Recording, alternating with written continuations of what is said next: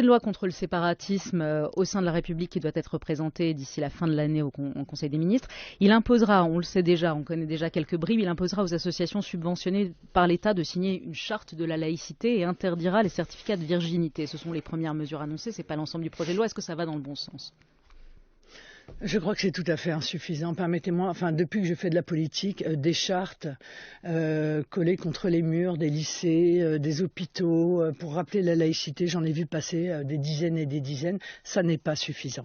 Il y a des mosquées salafistes dans notre pays, il faut les fermer. Il y en a 5 qui ont été fermées, c'est pas suffisant. Il y en a une centaine. 15 lieux de culte fermés. Il y a une constitution dans notre pays qui impose la laïcité lorsqu'il y a des violations. On n'a pas besoin d'une charte supplémentaire à la Constitution française tout de même. Il suffit d'engager les mesures, d'engager les procédures, y compris administratives, pour y faire face.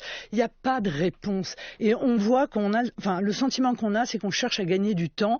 Le problème, c'est que ce temps, les fondamentalistes islamistes le mettent à profit pour recruter. Et on voit les conséquences de cette diffusion de cette pensée islamiste auprès notamment des jeunes musulmans. Moi, j'ai été très frappée, très inquiète, je ne vous le cache pas, des résultats de ce sondage IFOP qui est paru il y a quelques jours sur le nombre de gens, presque la moitié, 47% des jeunes musulmans qui considèrent que l'islam est incompatible avec la République, et 75% d'entre eux pensent que les valeurs religieuses sont supérieures aux valeurs de la République. C'est tout de même quelque chose d'extrêmement inquiétant. Il ne me semble pas qu'une charte soit évidemment à la hauteur pour répondre à cela.